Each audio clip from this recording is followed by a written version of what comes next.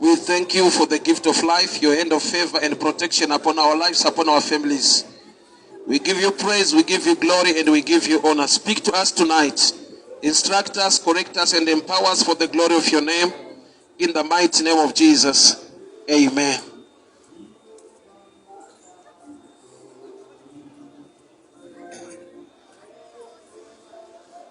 Nerano chada nditaure pamusoro pechinhu chinonzi answer kana kuti minduro. Takambotaura neamwe tichimboita madiscussions. Tichiti in every matter, in every case, God answers you when you pray or when you seek him. Saka vazhinji vaita ini minduro yangu haisati yauya. Ndokubva tazoona kuti kune ma-answers anogona kungozikanwa nemunhu amature kuti this is an answer, kana kuzikanwa nemunhu ari prophetic kuti this is an answer.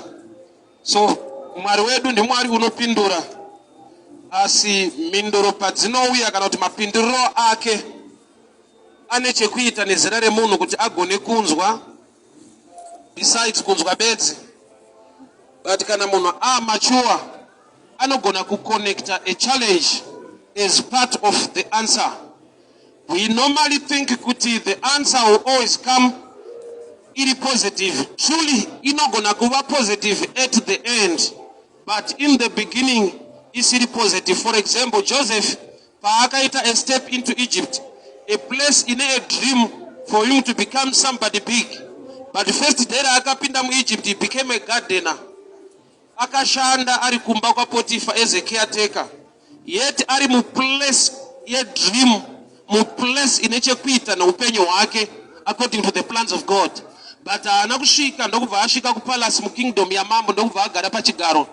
But the answer kaya mu upenyo wake yakauya through a process yekuti he began to save, and later people began to save him. So there are times yekuti we fail to connect answers because maybe we have been trained kana kuti takakura tikarerwa mukungoziva kuti kana ari Mwari minduro yake inofana ngouya yakanaka.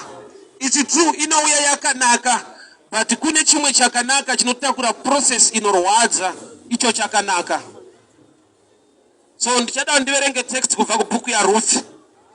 Ruth mukadzi anoyemurwa nevazhinji akawanirwa nenyasha naMwari from the land of Moab achiuya ku Bethlehem kwaakasvikowanikwa naBoaz. But step yekutanga apinda mu Bethlehem haana kusvikira mu marriage. Wakasvika akagara naamwene wake kana kuti vaimbo waamwene wake because anga atofirwa nemurume wacho. Ndokubva azoita iye pfungwa dzekuti I need to go to any field, ndoda kuenda kune chero munda wandingangowanirwawo nyasha ndingoshanda imomo, so as to save amwene wake Naomi wanga vakura vakwegura. In the process mukushanda mumunda ndo maanosangana ne divine appointment or divine favor yekuroorwa naBoaz.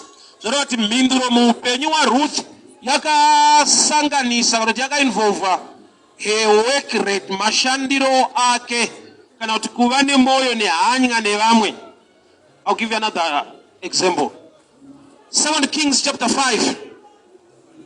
Murume anonzi Naaman ari mukuru wehondo, and the Bible noted the Lord was with him pakukunda hondo dzese dzaairwa, but he was a leper. Ini ndikanzwa statement yekuti munhu ana Mwari handitarisire kuti pangaite chinonzi but. If the Lord is with you, handitarisire chinonzi ana Mwari hake asi. But on this text chinonzi Naaman, the Lord was with him, but he was a leper. So in the Mwari vachirega munhu ane leprosy iyo vainaye, nokuti pakutaurwa kweshoko kubva mutsika dzaMwari, Mwari waIsraeri airegarda leprosy as a curse. So kuvanhu vekwaIsraeri munhu akaita leprosy anenge ane chituko. So ndinoshamiswa kuti the Lord was with Naaman and yet he was a leper. Ndokuzodiscover kuti leprosy yake yanga yakapera kare, but yakatora nguva kuti ipere, iyo Mwari vakaipedza. Papi? Nokuti musi wakauya musikana aisevha mumba make on behalf of his wife. Musikana aishanda mama Naaman ndiye akauya neinformation concerning the prophet ari kuSamaria anova Elisha. Zvoreva kuti manguva yakatorwa naNaaman kuti agona kutendera musikana wekutaura kuva voice mumba make nekuzova hambo kuti anzwe zvataura musikana nekuenda kuSamaria. Process ine nguva, but already pakaita a step musikana wemumba make, Mwari vanga vatounza healing ine chekuita neupenyu hwake paleprosy, but zvakamutorera time. So tine zvinhu zvatinofungidzira kuti Mwari vanotora nguva, gamba tisu tinotora nguva kuziva zvaitwa naMwari kana kuti kuziva zvatingaite zvingatisanganise nezvataitirwa naMwari. There's a common text, I mean, kukutara kwavanhu kuri so common kuti mindiro yaMwari inononoka. That text is very dangerous. Why? God is the same yesterday, today, and forever. Mari amuna delay. He does things in his own time, which is the appropriate time. So, pakuti mindiro yaMwari inononoka, otherwise vanhu vaitopindurudza. Vanhu ndo vanononoka kuziva kupindura kunenge kwaita Mwari musituation. Mukadzi weSamaria anoti kuna Jesu, takamirira Mesaya, pachauya Mesaya achatiudza chokwadi. Ari kutaura naMesaya akauya, iye achiti Mesaya achauya. Chakamupa kurarama mudelay kuti azomirira zvakauya kare yaiva tradition yakuti maSamaria nemaJudha adyidzane. So sometimes traditions can be a hindrance kuti ugone kunzwa the answer of God in time. Zvatakarerwa nazvo zvatinotenda situations zvatakakura madziri zvinogona kuva a blockage yekuti tinoona Mwari achinonoka pazvinhu zvaakaita kudhara. Sei mukadzi weSamaria ari kuti ndakamirira Mesaya? Iye nekuda kwokuti pakati pavo maSamaria nemaJudha hapana relationship. Saka anenge achiti kana takamirira Mesaya achatouyawo ari kusaidi kwedu. I was shocked pana ndiri kuIsrael apa 2 weeks ago. They are still waiting for the Messiah, my Jews, till today. But they write a visitation, but they go to Holy Land. They go to Wailing Hall, kunaitwa Minamato, kuchechi ya kwa Solomon. Takashika kunoanda my Jews. Their prayer line, ya wanenge wachita prayer, they kumbirira Messiah. Zvekuti ukakommunicate now, they are not friendly. Majuda ukashika kuti ndiri muKristu avawirira newe zvakanaka. Vanhu vari selective. Avadi kuassociate. Why? Because they wanoti Jesu wedu isusu haasi Messiah. They are still waiting till today. Fika yaivapo iyo kana ari maJudha, Jesu wacho akatoya ari kusaidi kwavo semuJudha. But vane zvigara kuti matraditions kana zvavaida kuvheta paari kuti vamuqualifyise. Like today, God can call you to minister, but ukaenda through machannels ne system dzechurch unogona kunzi aiwa you don't qualify.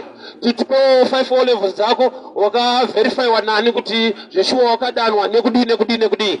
Vanhu vane maprocess avo ekuqualifya vanhu muzvinhu zvaMwari. Iye Mwari wacho anogona kungoshanda nenyasha. Outside all qualifications, he can qualify you.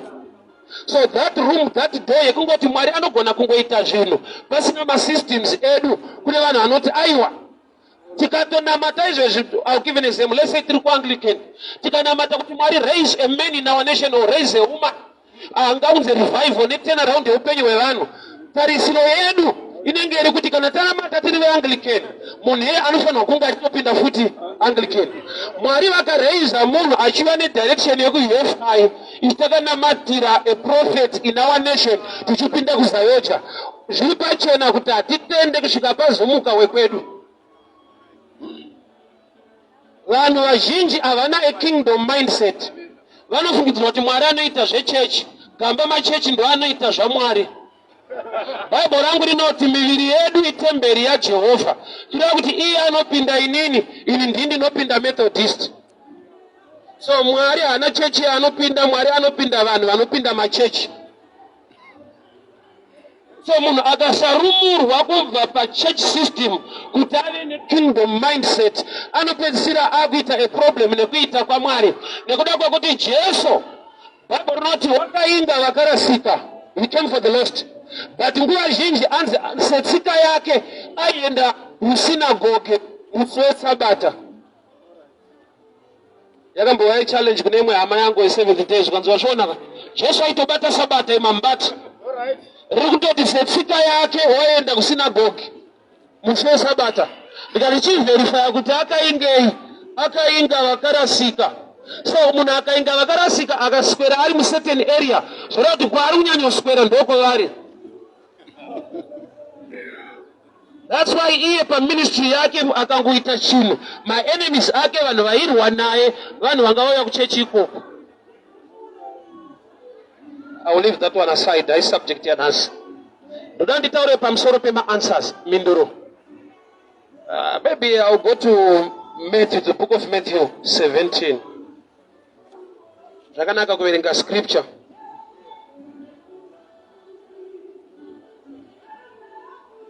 Right, Matthew 17, verse 10, Mount of Transfiguration. And his disciples asked him, why then do scribes say that Elijah must come first? Jesus answered and said to them, indeed Elijah is coming and will restore all things. But I say unto you, Elijah has come already. Majuda nasi vanoti aiwa Elijah paachauya ndiye acha-announce kuuya kwaMesaya. Saka order yaMwari manje Elijah akabva auya kuti Mesaya Jesu achiuya. But Elijah paakauya ndi John. Bible note, and John came in the spirit of Elijah. So Mwari akarelease answer spiritually. Vanhu vane kind of mindset, they can still wait for Elijah. Yet John came in the spirit of Elijah. So John the Baptist ndiye Elijah wacho. Nokuti shoko rinoti John wakauya ari mumweya in the spirit of Elijah. So vanhu vaimirira Elijah in the physical, they missed him. Nokuti Mwari vakarelease the spirit of Elijah muna John. Saka pa transfiguration pakaapia Elijah and Moses. Saka vadzidzi ndokubva vati ingoni mascribes kana maJudha vakava maFarisi vari kuti Elijah achauya. Sei apa tamuona pakubwinya kwenyu munaye zvanzi ichokwadi kwavari achauya, but ndinoti kwamuri akauya. So kune information iri in two classes. Dzevanhu vari carnal vasikagone kuita perceive chinhu chiri kuitwa spiritually, kogoita vanhu vari spiritual vaakugona kuona zvakatoitwa kare naMwari in the spirit. So Elijah came, but John came in the spirit of Elijah. So people were waiting for Elijah, yet he came muna John as the spirit of Elijah. So ndozvinoitika mukunamata kuti kazhinji we pray in the spirit, but we wait for answers in flesh. I'll give you another story from the book of Acts. Peter Acts 12. Peter abuda mujeri atungamirwa nengirozi, magedhi avhurika, mairon gate miraculous avhurika. Ndobva ananga kuchechi iri kunamatira Peter kuti abude mujeri. Iye aburiswa usiku. Ndokusvika pachechi kwaakunoka, musikana akauya anonzi Rodha, ndokubva angoteerera, ndokubva anzwa voice raPeter, ndokunoudza vanhu kuti Peter auya. Vanhu vakamuti unopenga azviite. Peter akaramba achinoka. Chechi iri kunamata kuti Peter abude kujeri inonetsa kureceiva Peter, nekuda kwekuti mind yavo vainamata kuna Mwari anoshamisa, but havana kutarisira chishamiso. Vaiexpecta maybe Peter to come tomorrow morning kana anagati jeri vavhura jeri racho. Saka paakabuda through the miracle yeangel usiku, akanetseka kupinda pakati pavo nokuti vanamata mumweya, but receiving yavo haisiriwo futi spiritual. Saka pakanetsa kupinda muchechi mune vanhu vari kunamatira Peter. Why? Because they were so good in prayer, but they were so poor in receiving. They were praying in the spirit, but they are receiving in the spiritual. They wanted to receive with their common sense. Saka musikana vakamurambira vakati asiri ndofunga angel yake. Minduro yako yakatouya. But pawakaiona haina kuita sekunge ndiyo. Nokuti already, I'll give you another story. The mind yako inogona kuvhurika musha. Vana veIsraeri vachienda kuCanaan, promised land. Vari mugwenga, vakatanga kurumwa nenyoka. Ndokubva vati kuna Moses, taura naMwari wako abvise nyoka pakati pedu. Moses waenda kuna Mwari, Mwari ndokubva vati kuna Moses, gadzira imwe. Moses ndokugadzira nyoka yendarira yebronze. ndokuisa padanda panzvimbo ndokuti anenge atarisa panyoka anorarama. Vanhu vaida kuti nyoka dzibviswe. Mwari akaitei? Pakagadzirwa imwe zvakuti vanhu vaigona kukwenyana kuti achiri kunzwa Mwari here mundaraunda tiinayo. Situation yatiri kuchema nayo haana chaaiita, but atora bronze ndokubva agadzira nyoka. Sometimes it takes maturity, and most of the times it takes maturity to follow a man who hears from God. Why? Because he's a dangerous man. Unazoa kuti vana veIsraeri, Joseph paakaenda kuEgypt, vakoma vake nababa wacho vakazotevera ikoko. Hapana pandakanzwa kuti vakakrosa Red Sea.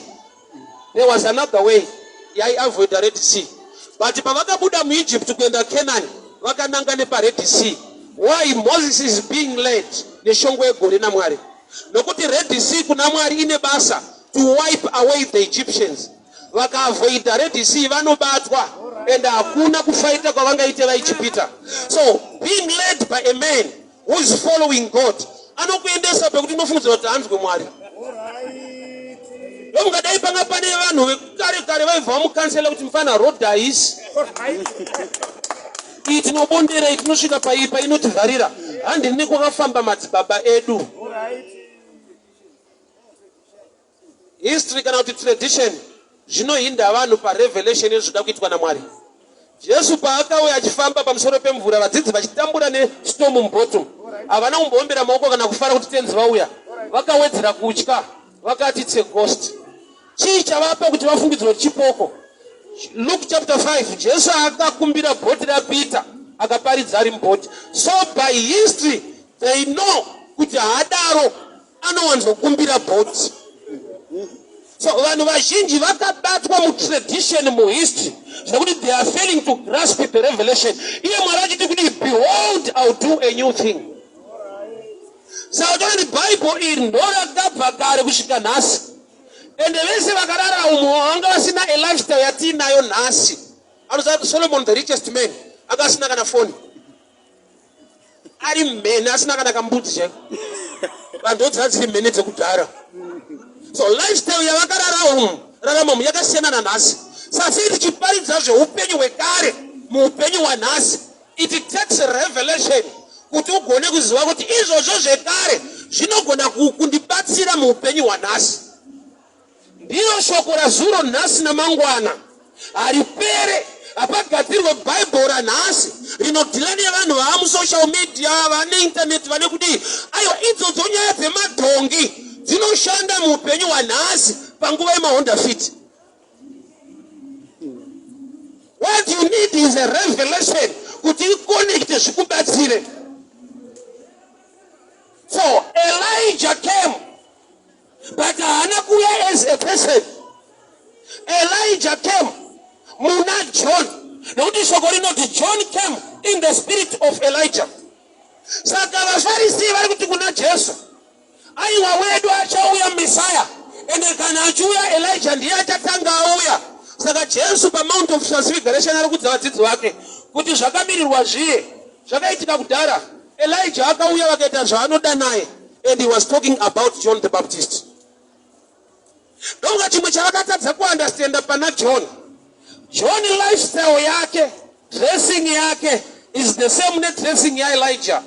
Aipfeka dehwe rekamere ngamera. John akanetsana naHerodhi nenyaya yemukadzi. Herodhi waita upombwe atora mukadzi womukoma. Paakatsiurwa uyu ndokubva afunga eplan yekuuraya John. Firo yaJohn achidamburwa musoro ine a prophetic message yaElijah kumashure. Elijah paakanetsana naAhabhari naJezebheri akatonzi nhasi aririre ndisina kudambura musoro waElijah. So Elijah paakatiza akaenda ari munhu paakune chikwereti chemusoro kumba kwamambo. Saka John paakauya muspiriti yaElijah musoro wakatsvagwa kuti ndiwo. Saka mweya yechina inenge inotoziva kudarika vanhu vekuchechi.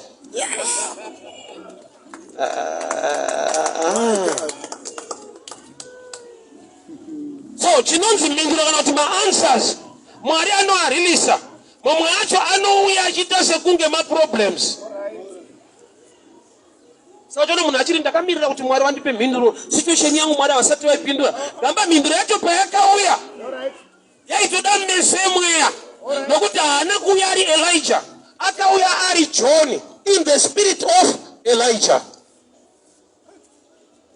Saka Mwari mweya, mhinduro yavo painouya iri mudimension iri spiritual. Yakutoda ane mese mweya kuona kuti this is the answer. Ruth paakaenda kunoshanda mumunda maBoaz, akazororwa naBoaz. Chakatanga chaitika, kune murume ainzi the first kinsman redeemer akaramba kuroora Ruth.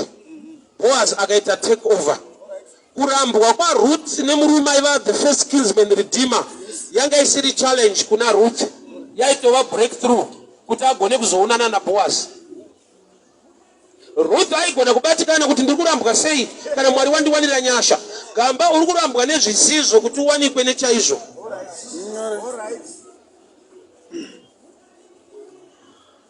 Challenge yatinayo ndeyekuti mhinduro ikauya sometimes inoita sekunge iproblem.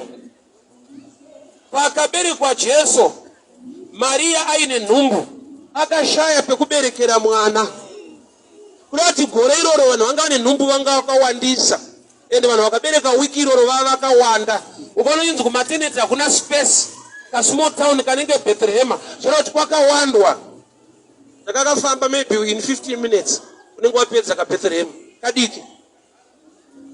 But ka town kadiki kakaka hatisi nhumbu idzodzo. What the devil anga achida kuataka issue ya Kristu kuti ashaiwe space. But kushaya kwakaita Mary nzvimbo yekuberekera mwana, it was a blessing, yaitova pfungwa yaMwari.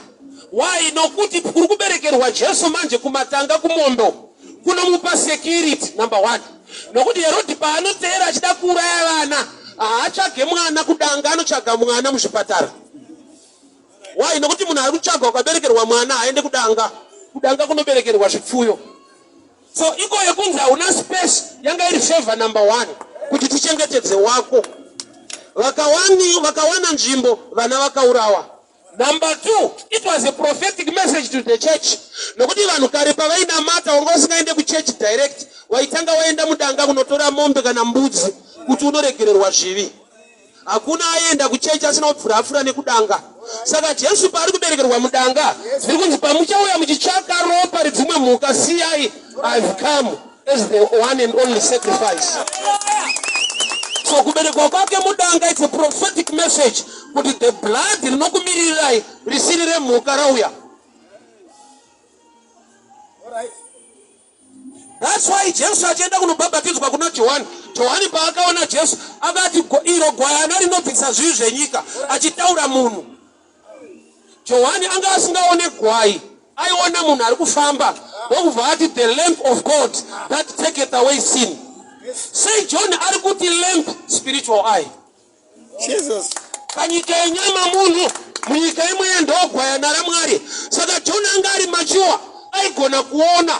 Ufunge John was so blessed kubva mudumbu chaipo, because mai vake pavakavizitirwa naMaria, vana vakakwazisana. Unotonzwa Elisa inoti pawandikwazisa ndanzwa mudumbu mwangu mwana achiviruka nemufaro. Zvoreva kuti joy yakaonekwa nemwana amai vanga vasina kuiona. Vakuru vakamhoresana, but chakaitika vana mudumbu vakakonekta. Elisa akati pawandikwazisa ndanzwa mwana wangu is leaping with joy. Kuda kuti vana vanga vari machiwa kudarika vabereki. Yakatika kuchechi panoita noise. Kuti vapfana vakuona zvemweya madhara aripo panoita noise. Yet John and Jesus vakakwazisana, vakaviruka nemufaro, vabereki vakatovhunduka kuti indazvadaro. Why? Nekuda kwokuti vane grace dzavakatakura dzavasiri kunyatsonzwisisa. Ufunge kuita kwaMwari kunombodaro kuti neimwe nguva Mwari vanogona kushedza Samuel akarara pasite peareka vachisiya Bishop Eli vari muofisi. Samuel paakadanwa naMwari aimuka omhanya kuofisi. Mwari pane pavakaignora office vakaenda kunotaura nemufana akarara. Eli was a man anga ari mature spiritually. Akati kudii kuna Samuel, Mwari zvaachakuudza usandivanzire. Ana kuti watanga rini kunzwa Mwari chese tiri mabhindiri bishop pana pa Sunday school. Akati Now I know God is calling you. And any message, he was mature. But I don't want to change. Bishop Eli. It was the plan of God. Mwari vaikopa voice ra Eli. Nokuti dai voice ra Mwari rakauyaririra Mwari. Hakuna kwa Eli kwaenda. Aitozvati asiri mudaro. But zvakaitwa naMwari vakakopa voice ra Eli. Vachirikoperei. Vaida kucreate a relationship. Kuti vafana kana makunzwa Mwari learn to respect elders. Ndosaka aimhanya kune munhu asina kumudana. Kusvika Bishop Eli vati aiwa ndiMwari. Ukadanwa this time unoti kudi taurai muranda wenyu akateerera. Kuti Samuel akatomentwa naEli kuziva kuti uyu ndiye Mwari. Ndiye aidanwa but anga asati akuziva kuti ndikudanwa nani. Chaitoda asiri kudanwa kuudza achiri kudanwa kuti ndiye Mwari wacho. Mwari vachizviitirei vada kucreate a bond kana kuti relationship kuti kana no matter how God uses you as a youth, learn to respect elders. Kana ukanzwa Mwari nemutopi Mwari akadii mauri, learn to respect elders in the things of the kingdom. Why? Nokuti chinonzi experience achiwanikwe muintelligence chinowanikwa netime. Saka nguva yakararama na Bishop Eli vainzwawo kutaura kwaMwari. Saka zvina kumunetsa kuti ndiMwari ari kudanawo. Why? Aiziva madaniro anoita Mwari. Ari kudanwa uyo asati akuziva. Genesis 18.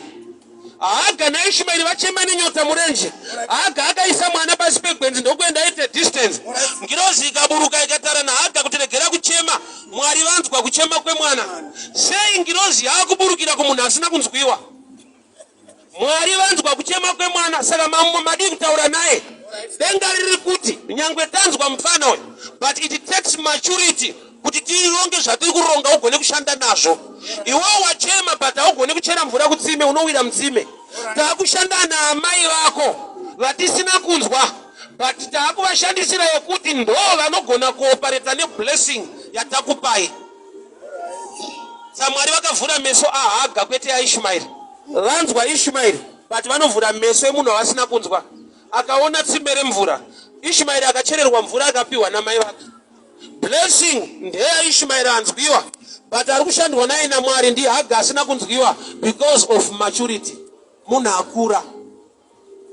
No matter how God uses you as youth, learn to respect elders. Kana ukava ne greater revelation yakadii kana prophetic message yakadii, vakuru vanoda kuremekedzwa muzvinhu zvaMwari.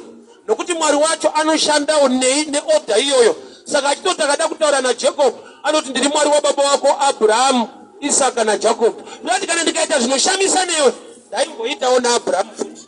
Learn to respect your fathers. Sa danger iripo ndeyekuti vapfana akangoona zvaona akangonzwa zvaanzwa so over to the only one in Zimbabwe, the voice of Zimbabwe. You are not the voice of Zimbabwe. Motikari yangu ikaita problem. Ndikangobatawo ndikangojimawo ikafamba. Handimbofa ndakanyora bhana kuti makanika pano. Ndega ndotoziva kuti kujuma hakusi kukaniko. So there are times that by God's grace, vanokupa a prophetic message. You also the prophet. You over vanyora bhana kuti one on one pan.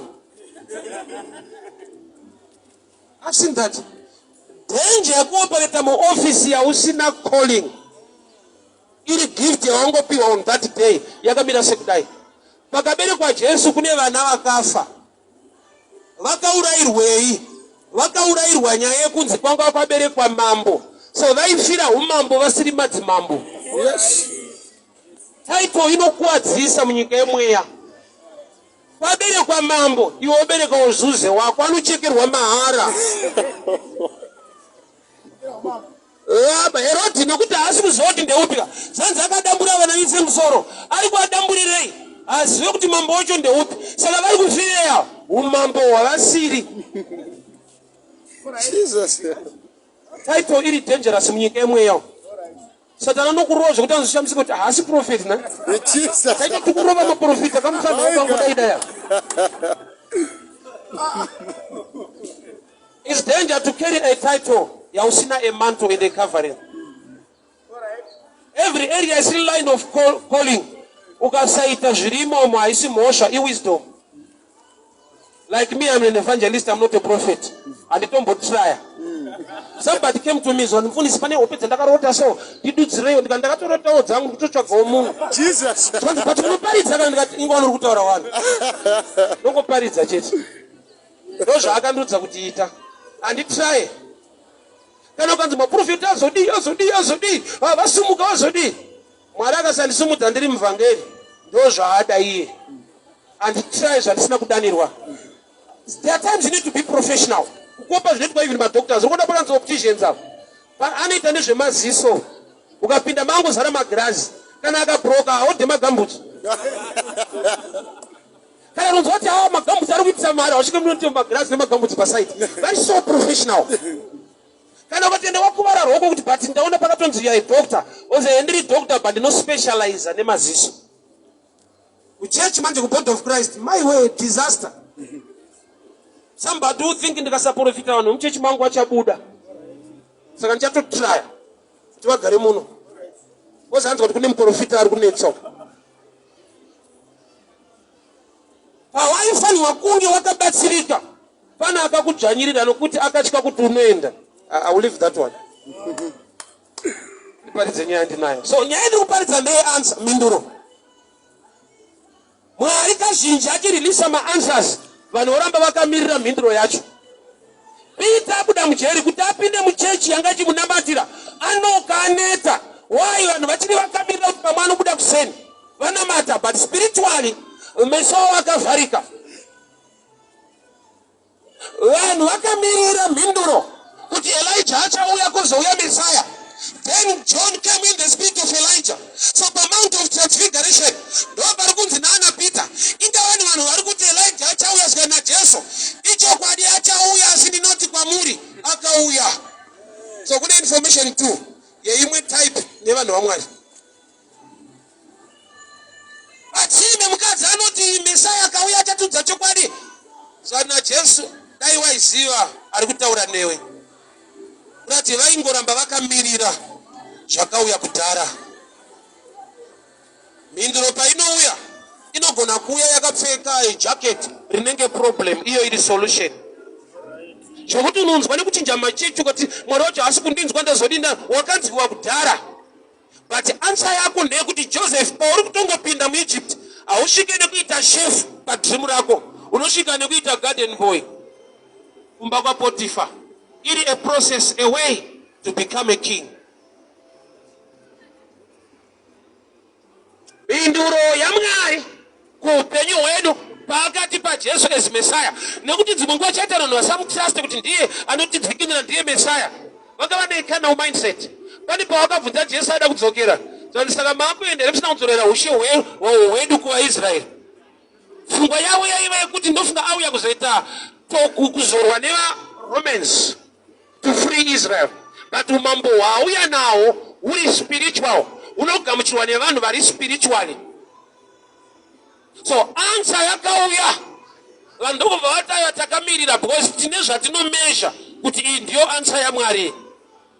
Mari yako ikauya rinogona kuuya riri basa, kana kuti panogona kuuya chinhu chinodhimanda character kuchikusvitse pane mari yako. Wodzokera futi woti Mwari ndiri kuda mari ndivhurawo masuo, financial breakthrough. Finance dzouya iri burden, uyi mutoro, riri basa roda kuitwa, iri nyaya yoda kuitwa newe. Woona sekuti aiwa isiri iyo nyaya yandakamirira. Mwari anofanira kurwisa mari yangu. So John akauya in the spirit of Elijah, and people were still waiting for Elijah till today. The Pharisees, the Jews, are still waiting for the Messiah. Why? Nokuti vanoti kuuya kwa Messiah kunotanga kwauya Elijah. Yet pakatouya Jesu, Messiah angauya, and Elijah angauya, but not as a person, but akauya as the Spirit upon John the Baptist. Zvingani zvawakamirira zvawatopedzera wachinja nechechi kuti ndinovuka chechi haina power, kana kuti Mwari wacho hachada kundipindura, ndipo ndakatonamata but nanhasi handisi kuona kana anything.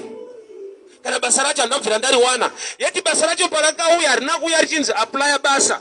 Pakatouya uchida kuitwa kabasa kasingabhadharwe kuti uzotsvagwa nemunhu wawaitira kuti uende kune rinobhadhara. I experienced that in my life. Nonga this testimony vazhinji munoziva. Chakandibvisa kumazowe uku 1999 to 2000 ndopandakaya kutown chakandibvisa ikoko tatiri vanonzi makede vanotakura mabhegi varungu vanotamba golf Jumbo Country Club varungu vaitamba golf. So one of the farmers aenda golf mota yake ndokubva yaponja kari kamuchembere so tiri kupfuura tiri kuenda golf akoma ndobva akatikumbira kuti ndibatsirewo kuchinja vhiri omwe wangu akati usa wasted time nekamurungu akawana akabhadhare uza makede undoziva murungu wayabhadhara uyanobhadhara zvaro regati mhanye uku kune mhene dziriko regati ndakasara ndikamubatsira kuchinja vhiri ndokubva andipa business card rake rimwe goro ndangofarisa ndikati arikandingomufonerawo kuti ari sei so I've been looking for you ndakaopena company muna Coventry kwararo muna Coventry ndatishanda pa number 37 Coventry Road company yanzi South Africa so ndiri kutokutsvaga uya ndauya paye ndasvika zvika ndoda kuti ushande pano but I want you to manage these guys ndikati aiwa kumanager ndaingoda kungoshanda chizva kumanager chikoro hapana zvikanzi wakapasa pawakachinja vhiri Jesus. My God. Andina kuwana basa nekuritsvaga ndakawana basa nekuita basa risingabhadhare Mwari ndopa anga atondinzwa kuti basa rako iri chakapa mwangu kuramba Mwari anga aseta kuti nderangu bodai takachinja vhiriro takawanda zvainetsa saka mwangu pakati tosiyana nazvo takuenda Mwari ndopa kandichinja vhiriro rii apa pere 3 months wamanager kuharari kubasa saka tine vanhu vachiri muprayer nanhasi so Mwari ndirangarirei yeti pane blessing. Okay, bhuku raSamuel rinoti mukomana anonzi Saul kuti ave mambo akatumwa nababa vake Kishi kunotsvaka madhongi araswa nababa. Haana kutumwa kunzi enda unozodzwa uitwe mambo, akatumwa kunotsvaka madhongi akaraswa. Anga ane right yekuramba kuenda. Why?